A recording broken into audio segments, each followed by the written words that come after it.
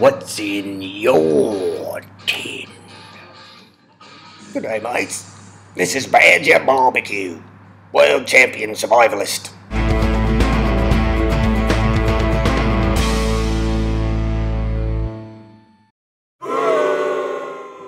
Remember, any fake TV survivalist can eat a snake. But only old Badger BBQ's ever been eaten by a giant anaconda and survived. Now, let's have a look at your tin. This next tin comes from my good mate Mark the Shark. He's a right clever yank, so I'll just let him go ahead and tell you what he's got in his tin. Take it away, Mark. Thanks a lot, Badger. Thanks for inviting me on your show. I really appreciate it. You know, as a survival instructor, a lot of people ask me, Mark, Shark, what's in your tin? So, here it is. You know, it's a little bit bigger than your standard Altoids tin. I've got some fluorescent, brightly colored sticky notes. You know, I got a couple of them in there. They stick nice right to the lid of the tin. Of course, you got to have something to write with, so I've got a pencil in there. They don't run out of ink. Let's see. I got some zippy ties. You know, these things work great for a lot of different things. You know, a lot of different uses.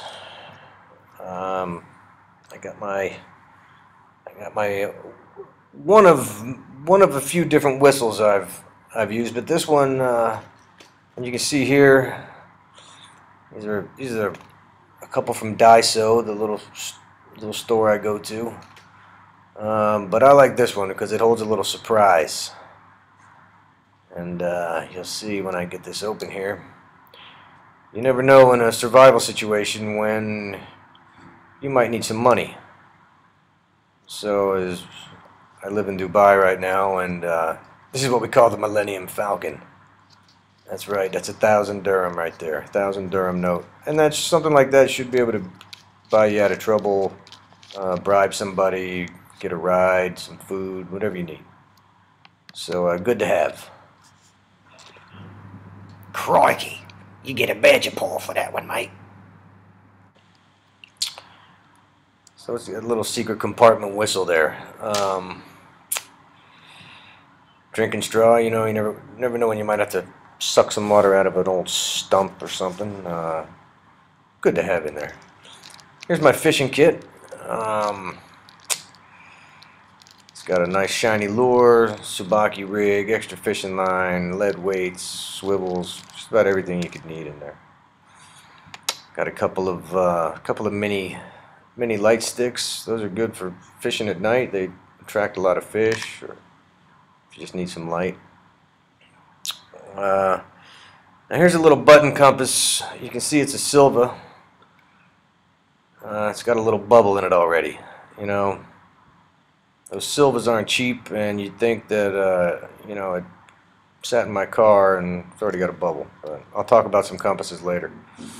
Here's a little handy little multi-tool. You know, multi-tools come in handy. And as you can see, I've got two in there. I've got another one. This one's got some screwdrivers, Phillips head on one end, flat tips on the other.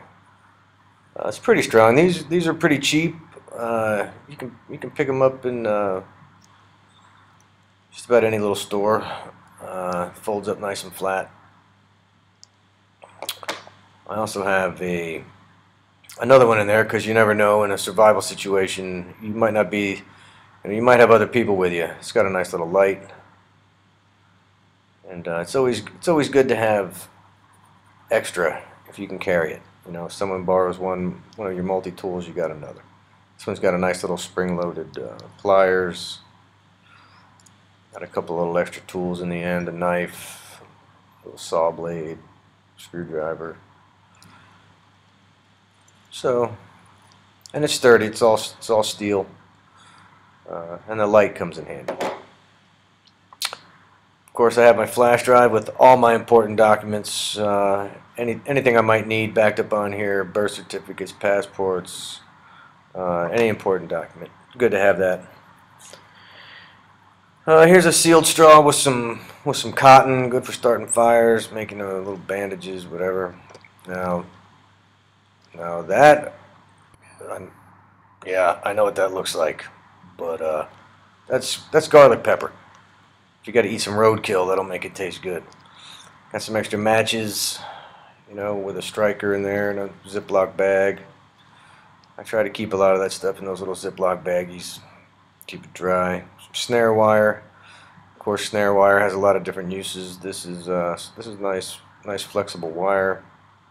A lot of things you can do with that. Always good to have wire. Alright, this is some red electrical tape.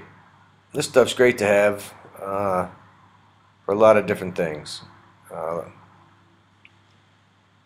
Electrical tape it's flexible, it's relatively strong, it sticks to a lot of stuff, and if you need to, it makes a pretty good bandage. Substitute for a band-aid, put a little bit of that cotton on there, and you can get a nice small compression bandage on your finger to stop some bleeding. But it's always good to have some electrical tape. I like the red stuff because it's nice and bright. You can see it. I wrap it around a little piece of bamboo skewer. This one I got a couple more rolls, and in the middle I've got some waxed dental floss. There's the tape. I make up a lot of these, just throw them in my survival kits as needed. Alright, what else we got? I got a spool. This is a whole spool of waxed dental floss, nylon thread, good for a lot of different things. You can sew with it, tie stuff up. You could braid it, get 3, 4, 5 strands, make some pretty strong cordage if you needed to make something. But always good to have a lot of extra string. It doesn't take up much space. Alright, this is a pretty neat item here. This is a compressed washcloth. You put some water on that thing, and it puffs right up. And this is just the piece of soap out of the shower when they get small, and it fits nice in that little plastic bag. And being able to wash up in a survival situation is pretty important. Got to stay clean. All right, this is some beef jerky. These are some beef jerky strips that I cut up, put in these Ziploc bags. Hey, beef jerky tastes good. You can cut slivers off of it, use it for bait, season some soup with. You can do a lot of stuff with it. Now this is some doka, green tobacco. They say you shouldn't smoke in a survival situation, but that might be just the thing you need. I don't have my little pipe that it goes in.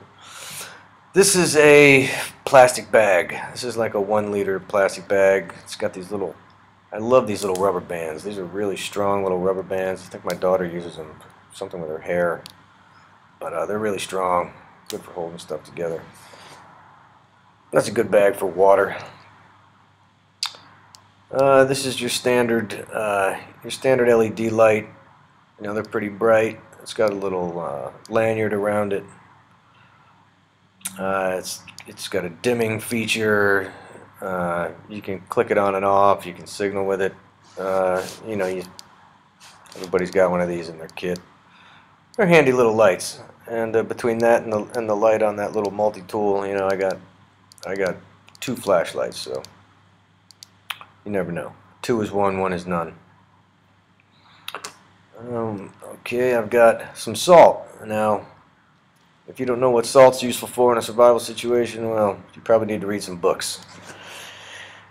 Handy pocket magnifier. These are really cheap. You can find them at a lot of different stores. I got this one at Daiso. I think it was like $1, 3 dirham. It's pretty powerful. You could definitely start a fire with it. I've done it. It worked really good. If you got a splinter in your finger and you're trying to get it out,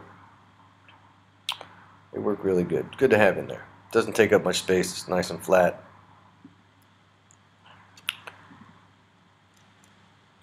and of course signal mirror. I leave the plastic on there so it doesn't get scratched up, and oh, it's also got a, of course, it's got a lanyard hole. And if you're going to be using it, you might want to tie something around there and hang it around your neck. Here's my sewing kit. Got a lot of extra thread in there, a couple extra needles, safety pins. You know, I just make that up myself, put it in this little Ziploc, and got everything I need. I got a, now here's another light stick with a little cap on the end. You can hang it, put it on a string and spin it around as a signal, whatever. Good to have. Some toothpicks, you know, you never know. You got something stuck in your teeth. You know, a lot of different things you can do with toothpicks. What else we got? Band-aids. You know, good to have. Keep your cuts clean. Keep them from getting infected. And a lot of people have these utility blades in their survival kits. I like to keep 2 of them.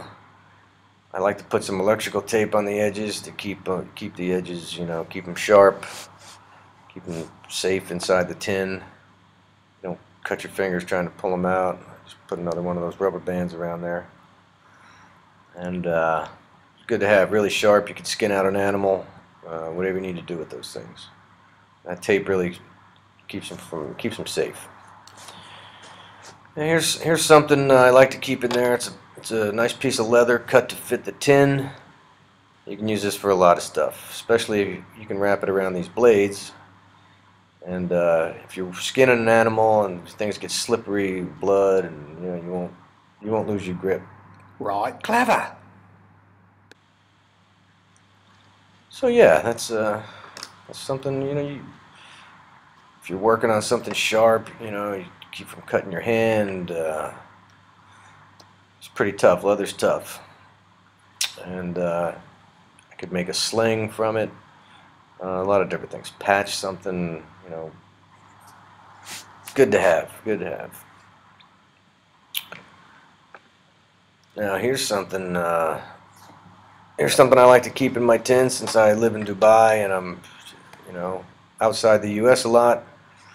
I make a copy of my passport, and instead of just carrying a black and white copy, I make something that looks a little more official. Now I couldn't get on an airplane with this, but it looks official, and if you need to identify yourself, it's a good idea. And I just copy it front and back and glue it together. So that's pretty much everything in my tin. It's a little bigger than an Altoids tin, and if you don't have any kind of tin, yeah, while I was at Daiso, I found these nice little clear reinforced zipper bags. So if you don't have a tin, you can just take all this stuff, put it right into that zipper bag. It holds everything nice. It's clear. You can see what's in it. Now the zipper isn't waterproof, but if you had some duct tape, you could put some duct tape, fold it over the zipper, seal it up, and you'd be good to go. And you have a little extra tape. As you can see, everything that was in that tin fits in there nice and neat. You can see what's in it. Zip that up, put it in your bug out bag, in your backpack, in your vehicle, and there you go. No tin, no problem. I think that was about $3 at Daiso. Cheers, mate. And don't forget to like, subscribe, and leave old Badger some comments.